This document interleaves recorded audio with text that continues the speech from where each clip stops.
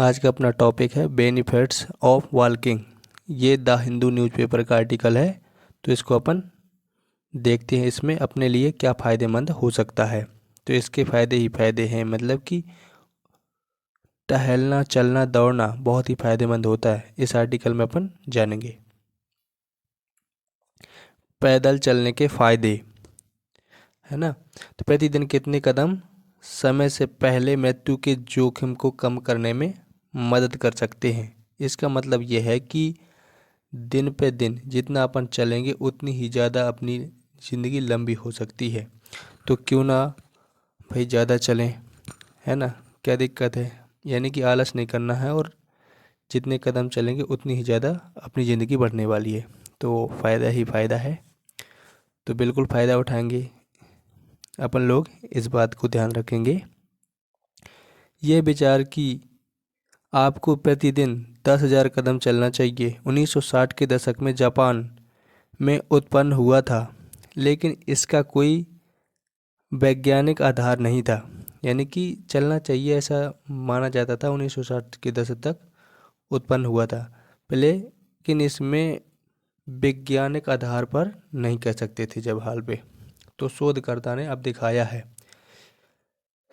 शोधकर्ताओं ने अब इसकी सर्च की है, रिसर्च की है कि अगर हम हृदय रोग से मरने के जोखिम पर ध्यान केंद्रित करते हैं, यानी कि जो भी व्यक्ति हृदय रोग से पीड़ित होते हैं तो उनकी दिनचर्या बढ़ सकती है। तो अधिकांश लाभ लगभग 7,000 कदम चलने पर दिखाई देते हैं। यानी कि अपन को जो भी व्यक्ति हृदय रोग से पीड़ित हैं तो उनको 7,000 कदम कम से कम चलने चाहिए डेली बेसिस पर। तो ग्रेनाडा विश्वविद्यालय के नेतृत्व में एक अंतर्राष्ट्रीय अध्ययन ने पहला वैज्ञानिक प्रमाण प्रदान किया है, यानी कि पहला रिजल्ट्स अपना दिखाया है कि समय से पहले मौत के जोखिम को कम करने के लिए प्रतिदिन 8,000 कदम उठाने की आवश्यकता है। यानी कि 7-8 हज़ार तक अपन कदम उठा सकते हैं, ठीक है, यानी कि चल सकते हैं। एक मानव कदम की औसत लंबाई को देखते हुए 8,000 कदम चलना प्रतिदिन लगभग 6.4 किलोमीटर चलने के बराबर है। यानी कि 5-6 किलोमीटर 7 किलोमीटर अगर दौड़ेंगे अपन तो ज़िंदगी बहुत ही अच्छी होने वाली है।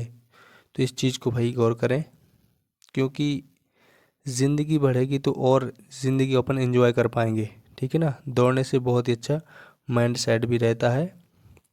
तो सुबह सुबह घूमना भी चाहिए, जैसा कि मैं भी घूमता हूँ।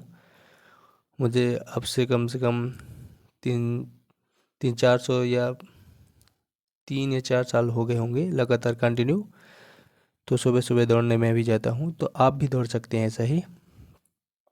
तो शोधकर्ताओं ने यह भी दिखाया है कि जिस गति से हम चलते हैं उसके अतिरिक्त लाभ होते हैं, और धीमी गति से चलने की तुलना में तेज गति चलना बेहतर होगा। यानी कि जैसा अपना फील्ड में अपन प्रदर्शन दिखाएंगे कि मतलब तेज़ चलेंगे तो तेज़, यानी कि ज़िंदगी और लंबी हो जाएगी, और धीमे चलेंगे तो थोड़ा कम। तो इस बात को भी ध्यान रख सकते हैं कि जो सी मतलब आप दौड़ सके तो दौड़िए, है ना। चलना तो ठीक है, और एक्सरसाइज वगैरह भी कर लेना चाहिए। ऐसा नहीं है कि मतलब दौड़ना पर तो और अच्छी मतलब हैबिट्स आपकी हो जाएंगी और अच्छी बॉडी का फैट भी घट जाएगा।